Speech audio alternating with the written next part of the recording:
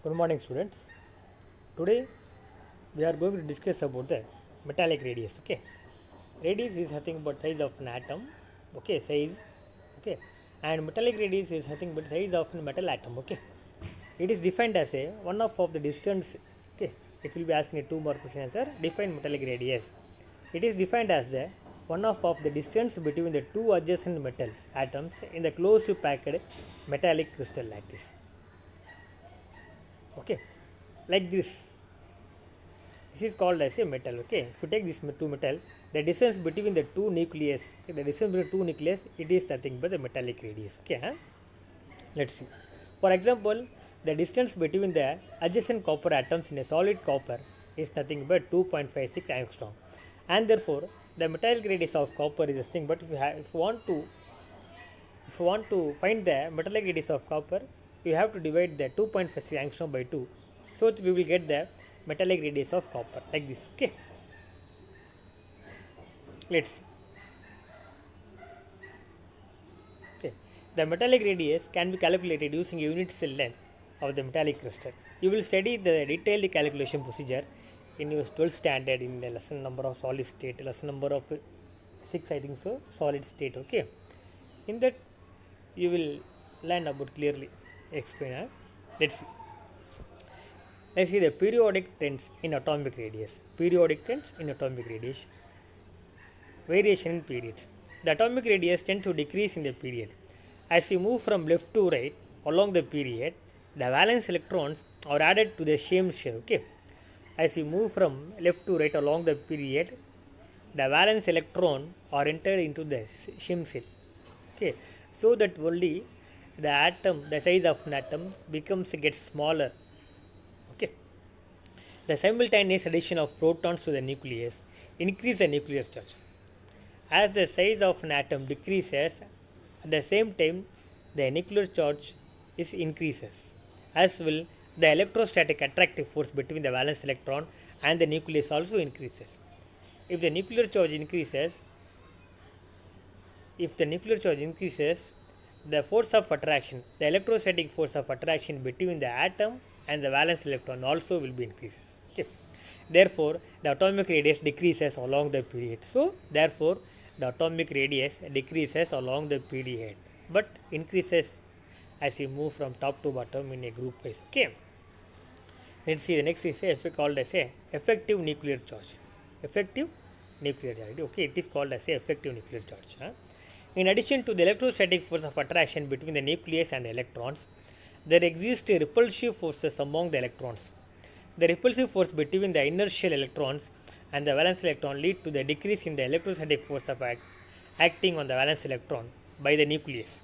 Thus, the inertial electrons act as a shielding between the nucleus and the valence electron. This effect is called as a shielding effect. It will be asked in a 2-mark question. What is meant by shielding effect? Okay. Thus, the inner shell of electrons act as a shield between the nucleus and the valence electron. Okay, this effect is called as a shielding effect. If we take an example as an atom, okay, this is called as a nucleus. It is a first shell. Okay, it is a second shell, and it is a third shell. Okay, here this is called as a valence shell. Okay, this is valence shell.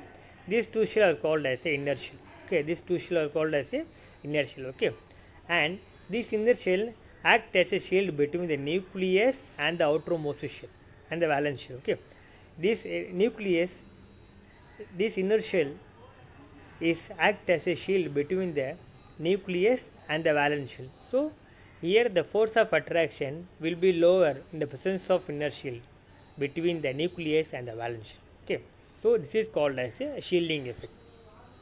These inner shells lower the force of attraction between the valence electron or valence shell and the nucleus. Okay, this is called as a shielding effect. The net nuclear charge experienced by the valence electron in the outermost shell is called as a effective nuclear charge. It will be asking a 2-mark question. What is meant by shielding effect and what is meant by effective nuclear charge? The net nuclear charge experienced by the valence electron, that means that the lost electron which is present in a lost shell, okay, of the atom, of an atom, the net nuclear charge. What is a nuclear charge experienced by the valence electron? That is called as a effective nuclear charge. The net nuclear charge experienced by the valence electron in the outermost shell is called as a effective nuclear charge. Okay, it will be asking 2-mark question. Okay, this is nothing but the formula of effective nuclear charge. Okay, it is approximated by the below mentioned equation. Z effective charge equal to Z minus S, where Z is nothing but the atomic number and S is nothing but a screening constant or shielding effect. Okay, screening constant or shielding effect, both are same. Z is nothing but atomic number. Okay, where Z effective charge equal to Z minus S.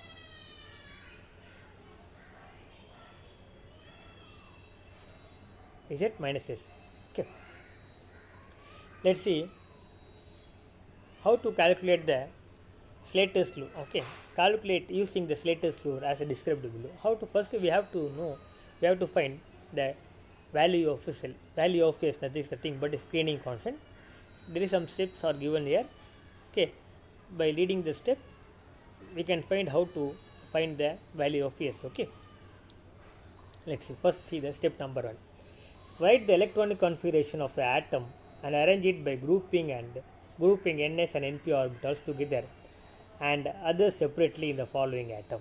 Okay, first we have to write the electronic configuration of an atom. Okay, if you want to find the effective nuclear charge of an atom, effective nuclear charge of an electron for a zinc atom, you have to write the electronic configuration of zinc atom, and you have to grouping ns and np orbitals together like this: 1s, 2s, 3s, 3d, 4s, 4p, 4d, 4f, and 5s, 5.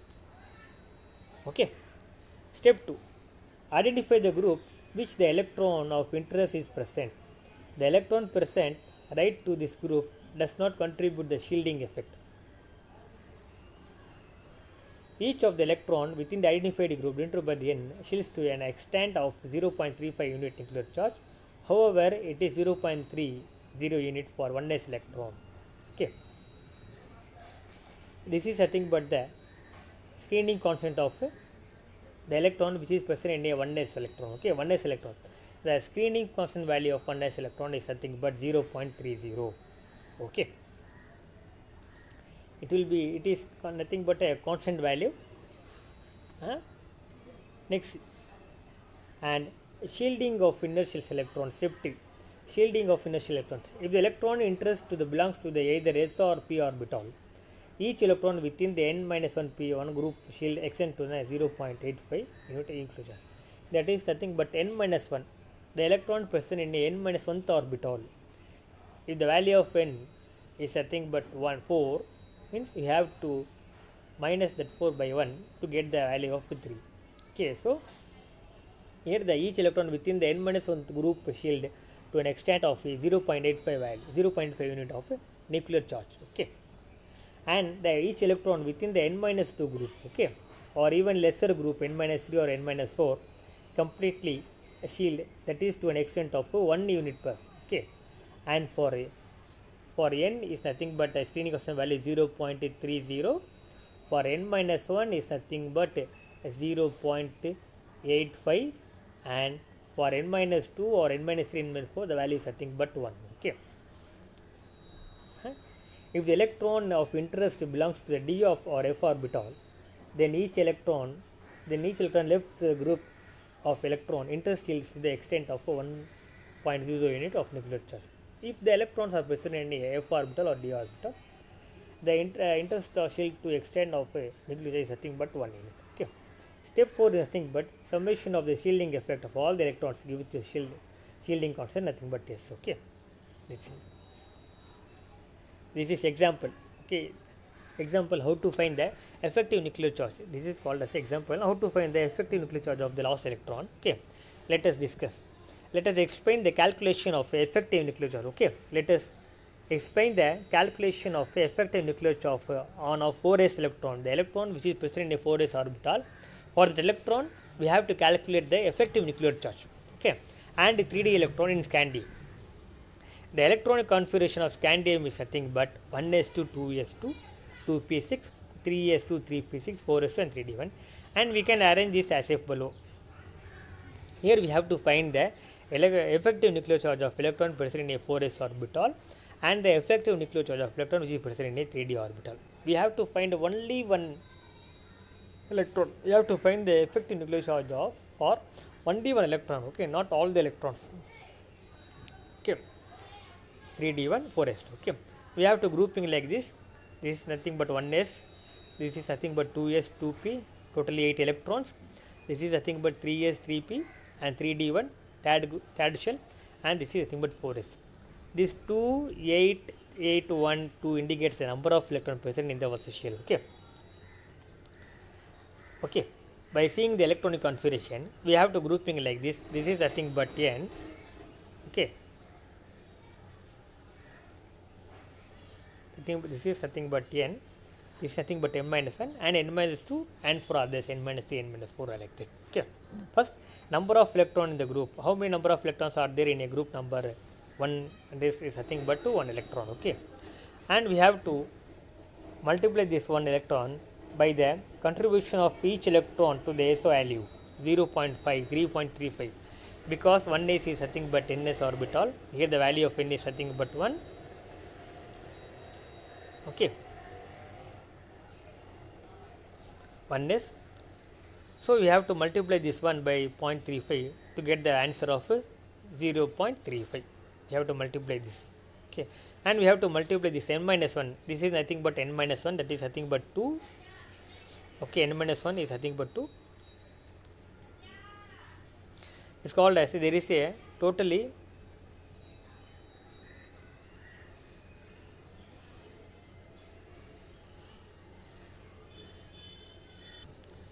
okay, this is called as a n. This is nothing but n minus 1. This is called as a n. This is nothing but n minus 1. This is nothing but n minus 2, and this is s minus 3. Okay, here we have 2 electrons in n orbital. So in that 4s orbital, we have to find the effective nuclear charge of 1 electron. So we have to omit that 1 electron. We have to put remaining that 1 electron. Okay, here totally we have 2 electrons. For that we have to put only 1 electron, because and the other 1 electron, for that electron we are going to find the effective nuclear charge. Okay, for which electron we have to go and find the effective nuclear charge. That electron could not be apply for here. Okay, and this is nothing but n minus 1. If here the value of n is nothing but 4, this is nothing but n minus 1 is nothing but 4 minus 1 is 3. Here the total electrons in the n minus 1 is nothing but 9 electrons. Okay, and for inner shell n minus 2 or others, totally we have 8 plus 2 and 10 electrons here. Okay, so we have to multiply this 1 into 0.35, 9 into 0.85 and 10 into 1. Totally we get the value of s value is nothing but 18. Okay, here the screening constant value is nothing but 18. So we have to put this value of 18 in the formula of z minus s. Z effective nuclear charge equal to z minus s. Z is nothing but atomic number. The atomic number of scandium is nothing but 21, and the value of s is nothing but 18. 21 minus 18 is nothing but 3. So the effective nuclear charge experienced by the electron which is present in a 4s orbital is nothing but 3. Okay, this is for the electron which is in 4s orbital, and for the electron which is present in a 3d orbital, it's totally different. Okay, let's see. And calculation effective of nuclear charge on 3d electron. Okay, this is nothing but, so we have to omit this. This is nothing but n. Okay, we have to find the effective nuclear charge for this electron, so it will not included. Okay, this is nothing but n minus 1, and this is nothing but n minus 2 and n minus 3. Okay, and for the electron which is present in a 3d orbital, we have to contribution of each electron for s value is nothing but, for n is nothing but 0. Here there is a number of electrons in the nth orbital is 0, because we have to we are going to find the effective nuclear charge of 1 electron which is present in a 3d orbital. In 3d orbital we have only 1 electron. Okay, if we are not included that electron, we have 0 electron in 3d orbital. So here 0 will come, and we have to multiply the 0.35 is nothing but equal to 0. And for n minus 1 and for others, totally we have the same value. Here we have the number of electrons in n minus 1, n minus 2 and n minus 3 is nothing but 18. So we have to multiply that 18 by 2 by 1. So we will get the answer of 18. 0 plus 18 is nothing but 18, and the effective nuclear charge Z effective equal to Z minus S. 21 minus 18 is nothing but 3. Here also the effective nuclear charge of electron that is present in a 3d orbital. Okay. Next we see in a variation in group. In the periodic table, the atomic radius of element increases down the group. As you move down the group, the new shells are opened. Okay, as you move from top to bottom, the new shells are opened. In that, all the lost electrons enter into the new shells as you move from top to bottom. Okay, so that only in that the atomic radius will be increases. If the atomic radius increases, the effective nuclear charge will be decreases, and also the force of attraction between the atom, between the valence electron and nucleus also decreases. In the periodic table, the atomic radius of element increases down the group. Okay, as you move down the group, a new shells are opened to accommodate the newly added valence electron. As a result, the distance between the center of the nucleus and the outermost shell containing the valence electron increases. Okay, hence the atomic radius also increases. The trend in the variation of atomic radius to alkali metals down the group as shown in below. Here, how the atomic radius of the element which is in a group number 1, that is alkali metals, lithium, sodium, potassium, rubidium, cesium, this is increasing in the radius. Okay, if the atomic number increases, the atomic radius also increases along the group. Okay, and this is nothing but the outermost electron, valence electron. Okay, for lithium we have a n equal to 2. The covalent radius is nothing but 1.34. This is nothing but radius between the covalent radius between the lithium molecule. Okay, and this is for sodium, this is for potassium, rubidium and cesium. If you see this value, the atomic radius, the radius will be increases. The radius is as increases, so that the effective nuclear charge will be decreases. Okay, let's see next. We see the ionic radius.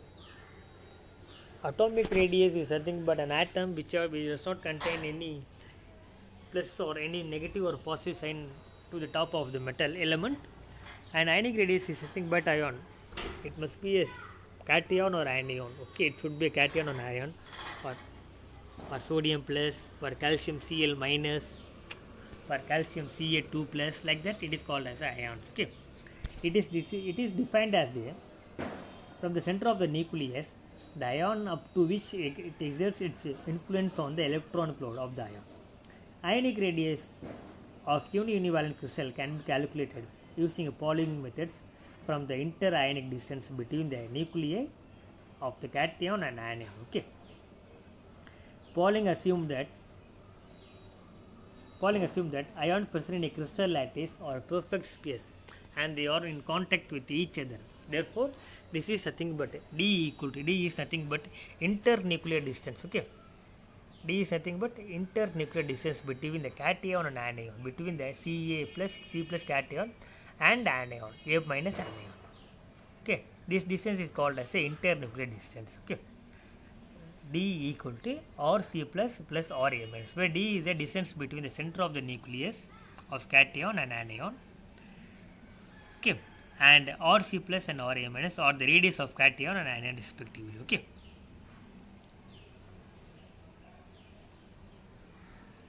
Pauling also assumed that the radius of ion having the noble gases electronic configuration Na plus and Cl minus. The Na plus is nothing but it exists in a noble gas configuration, that is nothing but NS 2s2 2p6. Okay, and for Cl it consists of 3s2 3p6. And inversely proportional to the effective nuclear charge felt at the periphery of the ion. Okay, this is nothing but the effective nuclear charge. Okay, radius of cation is inversely proportional to the effective nuclear charge of cation, and radius of anion is inversely proportional to the effective nuclear charge of anion. Okay, 1 into 3, where Z is effective nuclear charge and Zf equal to Z minus S. Dividing the equation by 3, we will get the answer of. By dividing these two equations, we will that is nothing but radius of cation divided by radius of anion, okay, equal to, we get the value of effective nuclear charge of anion and effective nuclear charge of cation C plus. Okay, let's see. On solving equation 1 and 4, the values of radius of cation and radius of anion can be obtained. On solving the equation 1 and 4, we will get the values of radius of cation and radius of anion. Okay.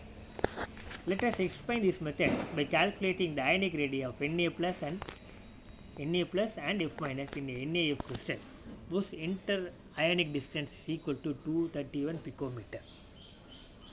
Let's calculate. Okay. This is the formula is nothing but D equal to radius of sodium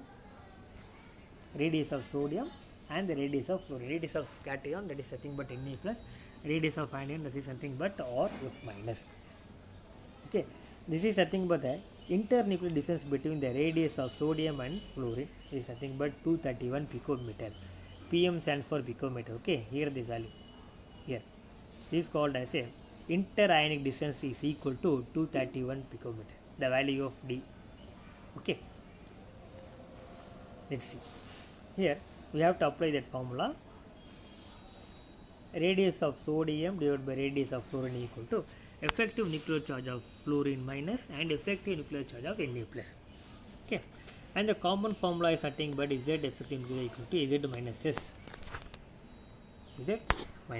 Okay. Here the value of fluorine, the atomic number of fluorine is nothing but 9 minus, and the screening constant of fluorine is nothing but 4.15. If you want to know how the value of 4.15 comes for the value of F, you have to see the screening constant. You have to find the screening constant by using the formula of the number of electrons present in the outer orbitals. Okay, it's nothing but 4.15. This is the constant value. Okay, it will be find out by doing the calculation of by taking the atomic orbitals. Okay, here the 4 minus 85. Okay, 9 minus 4 minus 5 is nothing but 4.85. That is nothing but the effective nuclear charge of fluorine. Okay, and the effective nuclear charge of sodium is also nothing but 4.15. Okay, because the number of electrons present in a sodium and fluorine is equal, so the effective nuclear charge of sodium and fluorine also will be equal. That is nothing but 4.1, because Na plus containing the number of electrons 10 and F minus contain the number of electrons 10. For the same number of electrons, it contains the same value of effective nuclear charge 4.15. Okay, and the 11 is nothing but atomic number of sodium. By subtracting, we will get the value of answer of 6.85 for sodium and 4.85 for fluorine. Okay, and we have to substitute this value to this formula. So we will get the answer of radius of sodium plus and divided by radius of fluorine equal to 4.85 divided by 6.85. By dividing this, we will get the answer of 0.71. Okay, 0.71. Here we have to find the radius of sodium. So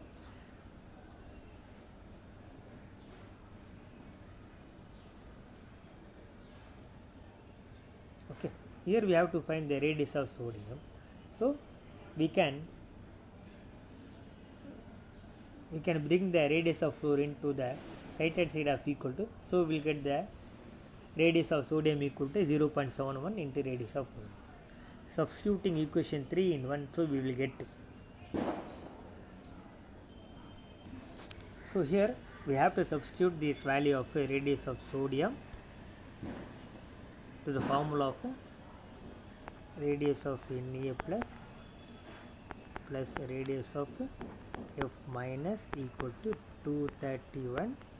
The radius of Na plus, the value is nothing but 0.71 into radius of fluorine plus radius of fluorine minus equal to 231. Okay, here we have 0.71 radius and here we have 1 radius.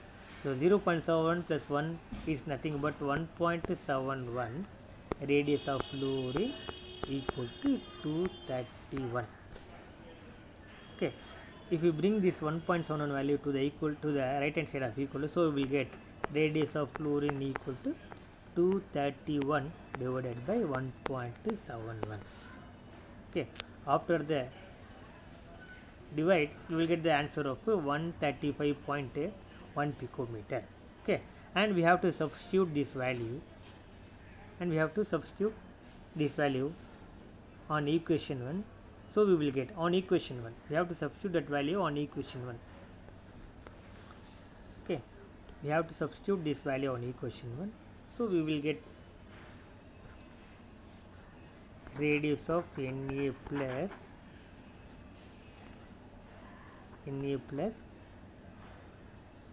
the radius of fluorine value is nothing but 135.1 equal to 231. Okay, so we have to bring this value to the right hand side of equal to, so we'll get the answer of radius of Na plus equal to 231 minus 135. 231 minus 135 is nothing but 95.9 picometer. This is nothing but radius of sodium or Na plus. Okay,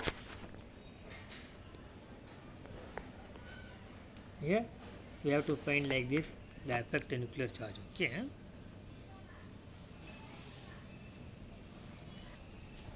remaining we will see in the next class. Okay, the ionization energy we will see in the next class. Okay, thank you.